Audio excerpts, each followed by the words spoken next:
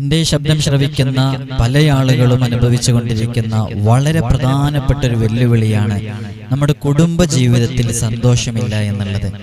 വൈവാഹിക ജീവിതത്തിലേക്ക് പ്രവേശിച്ചതിൻ്റെ ശേഷം 1, 2, 3 വർഷം മാത്രമാണ് സന്തോഷത്തോടുകൂടെ ജീവിച്ചത്. അതിനുശേഷം മുഴുവൻ ജീവിതം അവതാളത്തിലായി, പരസ്പരം സംശയത്തിലായി, പരസ്പരം ഇല്ലാത്ത പ്രശ്നങ്ങളുടെ പേര് പറഞ്ഞ് അതൊക്കെ അന്വേഷിച്ചു നോക്കിയാൽ വളരെ നിസ്സാരമായ വിഷയങ്ങൾ, അത്തരം വിഷയങ്ങൾക്ക് വേണ്ടിയിട്ടൊക്കെ അത് വ്രണപ്പെട്ട് വലിയ വിഷയങ്ങളായി മാറി ദാമ്പത്യ ജീവിതത്തിൽ, കുടുംബ ജീവിതത്തിൽ വലിയ പ്രയാസങ്ങൾ അനുഭവിച്ചു കൊണ്ടിരിക്കുന്ന ഒരുപാട് ആളുകൾ.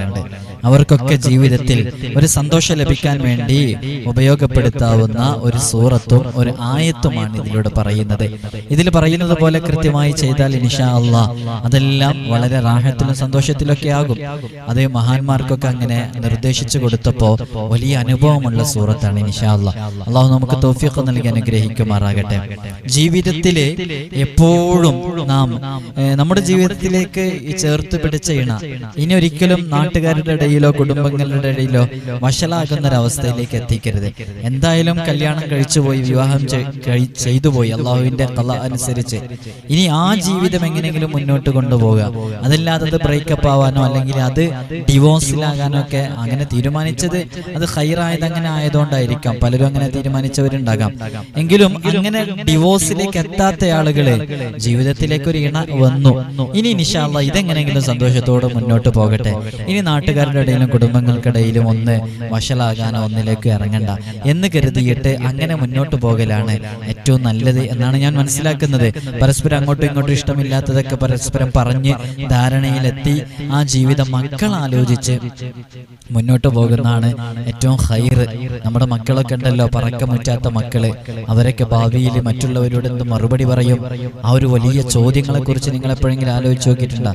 അപ്പൊ ഇൻഷാ അല്ലാഹ് ഈ വീഡിയോയിൽ അതാണ് പറയുന്നത്. നമ്മുടെ കുടുംബ ജീവിതം ഒരിക്കലും അത് പരസ്പരം വാശിയാണ് ഏറ്റവും കൂടുതൽ കുടുംബജീവിതത്തിലെ തകർച്ചയിലെത്താനുള്ള കാരണം. ആ വാശി പരസ്പരം നിങ്ങൾക്ക് വിട്ടുകൊടുക്കാൻ പ്രയാസം ഉണ്ടെങ്കിൽ ഈ ഒരു ചിന്ത മനസ്സിൽ വെച്ചാൽ മതി. മക്കൾക്ക് വേണ്ടി എന്നാ പിന്നെ തോറ്റെടുക്കാൻ പ്രയാസം, ശരിക്കും തോറ്റെടുക്കാം. അതിന് ഭർത്താവിനും തോറ്റെടുക്കാം, ഭാര്യക്കും തോറ്റുകൊടുക്കുക. അങ്ങനെ പരാജയത്തിൽ നിന്നാണ് ശരിക്കും വിജയം. ഇവിടെ ആരാണോ തോറ്റുകൊടുക്കുന്നത് അവർ വലിയ ഉന്നത സ്ഥാനം നേടുന്നവരാകും പരലോകത്ത്. അതുകൊണ്ട് ഇതൊക്കെ ഈ മുകളിലേക്ക് വിട്ട ശ്വാസം താഴോട്ട് വന്നില്ലെങ്കിൽ, താഴോട്ട് വിട്ട ശ്വാസം മുകളിലേക്ക് വന്നിട്ടില്ലെങ്കിൽ പിന്നെ നമ്മുടെ പേര് മയ്യത്ത് എന്നല്ലേ. ആ ഒരു സമയം വരെ മാത്രമല്ലേ ഉള്ളൂ. അത് മനസ്സിലാക്കി പരസ്പരം ക്ഷമിച്ചും സഹിച്ചും ഒന്ന് ക്ഷമിക്കാൻ തയ്യാറായാൽ അൽഹംദുലില്ലാ വലിയ സന്തോഷമാകും. അള്ളാഹു ജീവിതത്തിൽ വലിയ ബറക്കത്ത് ലഭിക്കാൻ കാരണമാകും. അതല്ലേ, ഒന്നുമില്ലെങ്കിൽ ഭർത്താവിന്റെ മുമ്പിലല്ലേ തോറ്റെടുക്കുന്നത്. ഭാര്യ അങ്ങനെ കരുതേണ്ടത്. ഭർത്താവ് കരുതേണ്ടത് എന്റെ ഭാര്യന്റെ മുമ്പിലല്ലേ ഞാൻ തോറ്റെടുക്കുന്നതെന്ന് കരുതിയാൽ എന്താ സംഭവിക്കാൻ പോകുന്നത്? അതാണ് ഞാൻ ചോദിക്കുന്നത്. എനിക്കൊരുപാട് കേസുകൾ വരുന്നുണ്ട് എൻ്റെ അടുത്ത്. ഈ കേസുകളിലൊക്കെ ഞാൻ അതിനെ കുറിച്ചൊക്കെ അന്വേഷിക്കുമ്പോൾ ഈ അധികം മറ്റുള്ളവർക്ക് നോക്കുമ്പോൾ ഒരു പ്രശ്നമില്ല, അവരിടയിൽ തന്നെ എന്തോ പറഞ്ഞ വാക്കിലോ മറ്റോ ഒക്കെ ഉണ്ടായിട്ടുള്ള ചില ചെറിയ നിസാര പ്രശ്നങ്ങൾ അത് ഊതി വീർപ്പിച്ച് അതിങ്ങനെ വ്രണമായി വന്ന വിഷയങ്ങൾ ഒഴിച്ചാൽ വേറെ പ്രശ്നങ്ങളൊന്നുമില്ല. വെറുതെ ഡിവോഴ്സിലേക്ക് എത്തി നാട്ടുകാരുടെ മുമ്പിലും കുടുംബങ്ങളുടെ മുമ്പിലൊക്കെ നാറിയിട്ട് പിന്നീട് കടന്നു വരുന്ന ആ കുടുംബ ജീവിതത്തിൽ എത്ര സന്തോഷം ഉണ്ടാവും നമുക്കറിയോ? നമ്മുടെ ഫസ്റ്റ് ഇണയായിട്ട് വന്ന അവരെ തന്നെ മരിക്കുന്നത് വരെ ചേർത്ത് പിടിക്കാൻ സാധിക്കുന്നുണ്ടെങ്കിൽ അത്ര മനോഹരമായ ഒരു ദാമ്പത്യ ജീവിതം വേറെ ഇല്ല പ്രിയമുള്ളവരെ. അതുകൊണ്ട് ക്ഷമിക്കുക, നല്ലോണം ക്ഷമിച്ചാല് അസ്വബർ നിസ്ഫുൽ ഈമാൻ എന്നല്ലേ, നല്ലോണം ക്ഷമിച്ചാൽ വലിയ പ്രതിഫലം ലഭിക്കുകയും ചെയ്യും. അതേപോലെ തന്നെ ഈ ഒരു പ്രയാസത്തിൽ നിന്ന് രക്ഷ നേടാൻ കാരണമാകുകയും ചെയ്യും. നമ്മൾക്ക് ഈ ഡിവോഴ്സിലേക്ക് എത്തി ഇത്തരം തീരുമാനങ്ങളൊക്കെ എടുക്കുമ്പോൾ നമ്മുടെ ഉമ്മ ഉപ്പ മാതാപിതാക്കളൊക്കെ ഏത് രൂപത്തിലാണ് അതിനൊക്കെ കാണുക? എല്ലാത്തിനും ഉപരി നമ്മുടെ മക്കള് നാളെ അവരെന്ത് മറുപടി പറയും മറ്റുള്ളവരുടെ മുമ്പില്? എന്തായാലും പരസ്പരം അങ്ങോട്ടും ഇങ്ങോട്ടും നേർക്ക് രണ്ടായി ചൂണ്ടിക്കാണിക്കേണ്ട ഒരു അവസ്ഥ ഉണ്ടാവരുത്.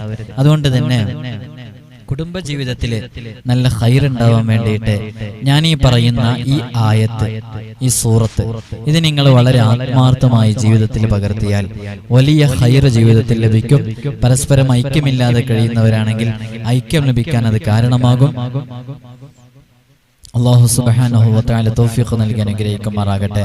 നിങ്ങൾ ചെയ്യേണ്ടത് നിസ്കാരം കഴിഞ്ഞാലുടനെ, അത് ഏത് വഖത്ത് നിസ്കാരമാവട്ടെ, അത് കുറഞ്ഞ സമയമുള്ളൂ, ഏത് വഖത്ത് നിസ്കാരമാകട്ടെ, നിസ്കാരം കഴിഞ്ഞാലുടനെ മൂന്ന് അലം നശ്റഹ് ഓതുക. അലം നശ്റഹിന് ഞാൻ സമയം ദീർഘിച്ചു പോകണ്ടെന്ന് വിചാരിച്ചിട്ടാ. അലം നശ്റഹിന് വലിയ ഫലമുണ്ട്. 3 അലം നശ്റഹ് ഓതുക. 3 അലം നശ്റഹ് ഓതുമ്പോൾ മനസ്സിന്റെ ഉള്ളിൽ ഇന്നാലിന്ന ആൾക്ക് എന്നോട് സ്നേഹമുണ്ടാകണേ, ഇന്നാലിന്ന ആൾക്ക് എന്നോട് എന്തോ വെറുപ്പുണ്ടാ, വെറുപ്പൊന്ന് മാറ്റി കിട്ടണം, നല്ല സ്നേഹത്തോടു കൂടെ കഴിയണം എന്ന നിയ്യത്ത്, അവരുടെ പേര് മനസ്സിൽ കരുതിയിട്ട് നല്ല നിയ്യത്തോടു കൂടെ ചെല്ലുക. എന്നിട്ട് 3 അലം നശ്റഹ്. അത് കഴിഞ്ഞ് വലാകിന്നല്ലാഹ അല്ലഫ ബൈനഹും ഇന്നഹു അസീസുൻ ഹകീം. വലാകിന്നല്ലാഹ അല്ലഫ ബൈനഹും ഇന്നഹു അസീസുൻ ഹകീം. വലാകിന്നല്ലാഹ അല്ലഫ ബൈനഹും ഇന്നഹു അസീസുൻ ഹകീം. ഇത് 3 പ്രാവശ്യം കഴിഞ്ഞു. അമല് കഴിഞ്ഞു. ഇത് മഹബത്തിന്റെ ഒരു ആയത്താണിത്. പരസ്പരം അങ്ങോട്ടും ഇങ്ങോട്ടും ഇണങ്ങാനുള്ള ഒരു ആയത്താണിത്. അപ്പോൾ അള്ളാഹു നമ്മുടെ ആ പിണക്കങ്ങളൊക്കെ മാറ്റിയിട്ട് നല്ല സന്തോഷത്തോടുകൂടെ സ്വരചേർച്ചയിൽ നമ്മുടെ ജീവിതം മുന്നോട്ട് കൊണ്ടുപോകാൻ കാരണമാകും. അപ്പൊ ഈ ആയത്ത് ചൊല്ലുമ്പോൾ നിങ്ങൾ മനസ്സിന്റെ ഉള്ളിൽ പ്രത്യേകം അവരെ കരുതിയിട്ട് അള്ളാഹു നല്ല സ്നേഹബന്ധം നൽകട്ടെ എന്ന നിയ്യത്തോടുകൂടെ ഒരു 2 മിനിറ്റല്ലേ ഇതിനാവശ്യം വരുള്ളൂ. ഇത് ആ നിസ്കാരം കഴിഞ്ഞ് അവിടെ ഇരുന്ന് നിങ്ങൾ അങ്ങനെ തന്നെ ചൊല്ലിയിട്ട് എഴുന്നേൽക്കുന്ന രൂപമാണ് വേണ്ടത്. അതങ്ങനെ പറയാൻ കാരണം നമ്മൾ നിസ്കാരം കഴിഞ്ഞ് സലാം വീട്ടിയിട്ട് ഇരിക്കുന്ന സമയത്ത് ചെയ്യുന്ന ഏത് പ്രവർത്തനങ്ങൾക്കും പെട്ടെന്ന് ഇജാബത്തുണ്ട്. അത് മുത്ത് ഹബീബ് സല്ലല്ലാഹു അലൈഹി വസല്ലം തങ്ങളെ പഠിപ്പിച്ച നിസ്കാരം കഴിഞ്ഞ് അതേ ഇരുത്തത്തിൽ ഇരുന്ന് ചെയ്യുന്ന ഏത് അമലിനും വലിയ ഇജാബത്തുണ്ട്, ഉത്തരം കിട്ടും. അത് നബി തങ്ങൾ അങ്ങനെ പഠിപ്പിച്ചും ചെയ്തിട്ടുണ്ട്. അങ്ങനെയുള്ള ആളുകൾക്ക് മലക്കുകൾ വലിയ ഉത്തരം ചെയ്യാൻ വേണ്ടിയിട്ട് പ്രത്യേകം ദുആ ചെയ്യുകയും ചെയ്യും. അപ്പൊ മുസല്ലയിൽ ആ ഇരിക്കുന്ന ആ ഇരുത്തത്തില് 2 മിനിറ്റ് കൊണ്ട്, വെറും 2 മിനിറ്റ് കൊണ്ട് ചൊല്ലിത്തീർക്കാൻ പറ്റുന്ന വലിയ ഫലമുള്ള ഒരു സൂറത്തും ആയത്തുമാണ് മവദ്ദത്തിന്റെ, മഹബ്ബത്തിന്റെ, സ്നേഹത്തിന്റെ ആയത്ത്. നിങ്ങൾ ജീവിതത്തിൽ പകർത്തുക ഇൻഷാ അല്ലാഹ്. ഇത് ചൊല്ലാനും ഇത് ജീവിതത്തിൽ പകർത്താനും ഇൻഷാ അല്ലാഹ് നിങ്ങൾക്ക് അനുവാദവും ഇജാസത്തും സമ്മതമൊക്കെ നൽകിയിരിക്കുന്നു. നിങ്ങൾ ഓരോരുത്തരും ഇനി സെപ്പറേറ്റ് എന്നോട് ഫോൺ വിളിച്ച് അത് ചോദിക്കേണ്ട ആവശ്യമില്ല എന്ന് ഓർമ്മപ്പെടുത്തുകയാണ്. അല്ലാഹു നമ്മുടെ കുടുംബ ജീവിതത്തിൽ വലിയ ബറക്കത്ത് നൽകട്ടെ.